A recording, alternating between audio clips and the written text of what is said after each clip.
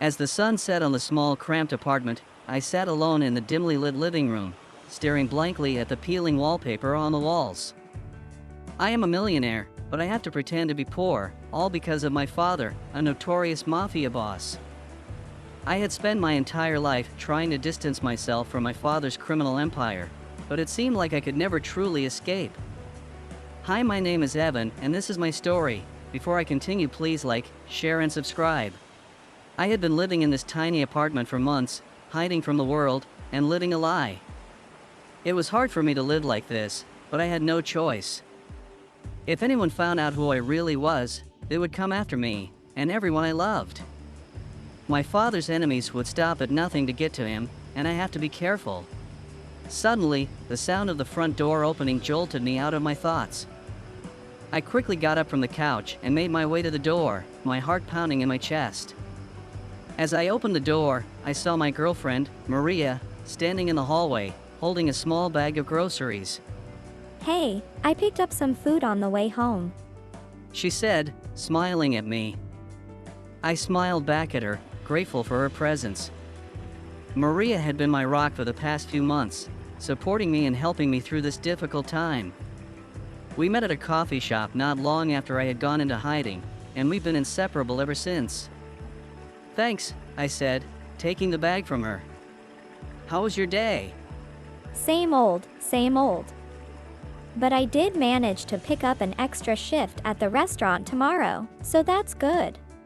I nodded, knowing how hard she worked to make ends meet. Maria was a waitress at a small restaurant a few blocks away, and she worked long hours just to pay the bills. I hated that I couldn't help her more, but I knew that it was safer for her if I stayed hidden. As we made our way into the kitchen, I noticed that the table was set for two. What's all this? I asked, gesturing to the plates and silverware. I wanted to do something special tonight. We haven't had a proper meal in a while, and I thought it would be nice to have a date night.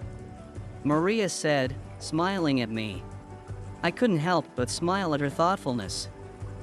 I knew how hard it was for her to make ends meet, and the fact that she went out of her way to make this night special meant the world to me.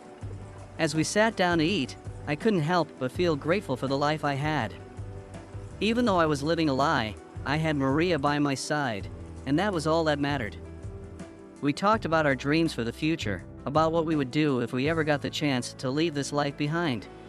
Suddenly, the sound of a car pulling up outside interrupted our conversation.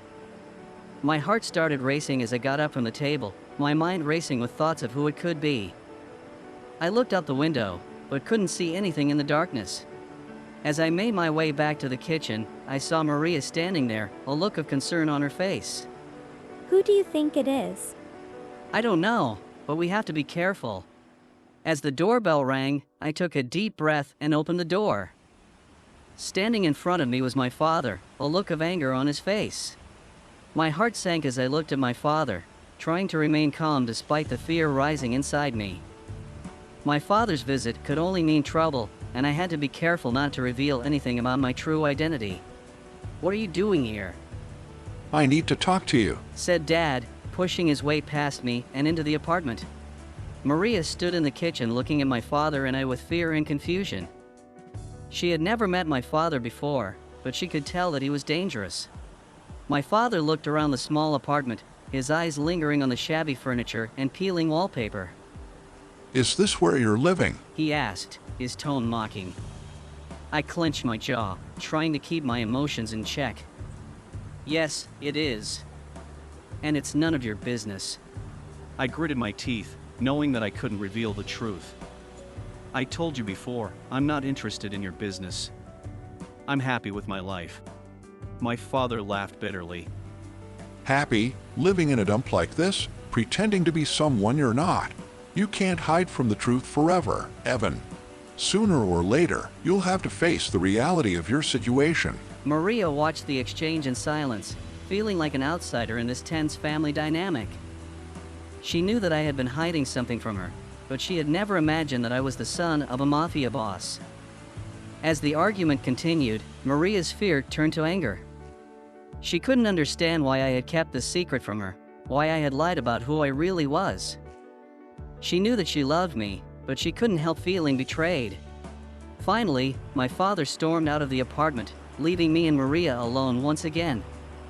I sank down onto the couch, feeling exhausted from the emotional roller coaster of the evening. "I'm sorry," I said, looking at Maria. "I should have told you the truth. I just didn't want to put you in danger." Maria shook her head, tears in her eyes. I understand why you did it, but it still hurts. I feel like I don't even know you anymore. I took her hand, feeling guilty for the pain I had caused her.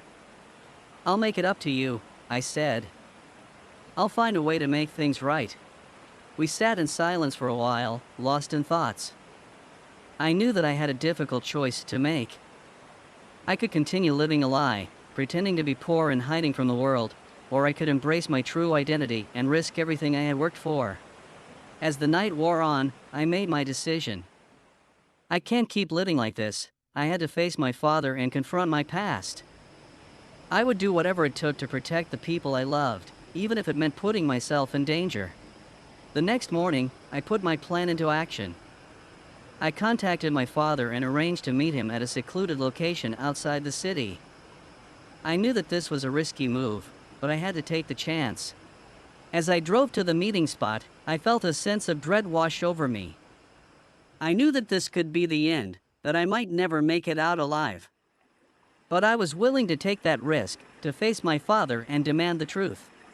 I arrived at the designated location and saw my father waiting for me, flanked by 2 of his henchmen.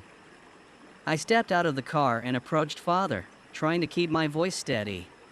"I'm here," I said, looking at my father. "What do you want?" My father studied me for a moment, his eyes cold and calculating. I want you to come back to the family business. I shook my head. "I can't do that. I've made a life for myself here, away from all of this." My father's expression darkened. You think you can just walk away from us, from everything we've built? You're wrong, Evan. You can't escape your past. My father's henchmen stepped forward, their hands hovering near their guns. I was in danger, but refused to back down. "I'm not afraid of you," I said, looking at my father. "I know who I am, and I won't let you or anyone else defying me." My father's face twisted in anger. You're a fool, Evan. You think you can just walk away from us, from your heritage. You're nothing without this family. My heart was pounding as I faced him. I was risking everything, but I had to stand up for what I believed in. I am more than just my last name. I am a person with my own dreams and aspirations. And I won't let you or anyone else take that away from me. For a moment, there was silence. I and my father locked eyes. Then, slowly, he nodded. You're right, Evan. You are more than just your last name. You're a strong and independent person, and I respect that. I may not agree with your choices, but I can't force you to do something you don't want to do. I felt a surge of relief as my father's henchmen stepped back. I expected the worst, but somehow managed to come out of the confrontation unscathed. As he drove back to the city, I felt a sense of liberation. I finally confronted my past, and had come out the other side stronger and more resilient. There'd be challenges ahead, but I was ready to face them head on. I returned to the apartment. Maria was waiting for me, her eyes filled with concern. Are you okay? I smiled at her, feeling grateful for her support. "I'm fine," I said. "Better than fine, actually. I've made a decision." Maria looked at me, waiting for me to continue. "I'm not going to hide anymore. I'm going to be myself, and I'm going to live my life on my own terms." Maria smiled at me, her eyes shining with pride. I'm with you all the way. As we embraced, I felt a sense of hope for the future.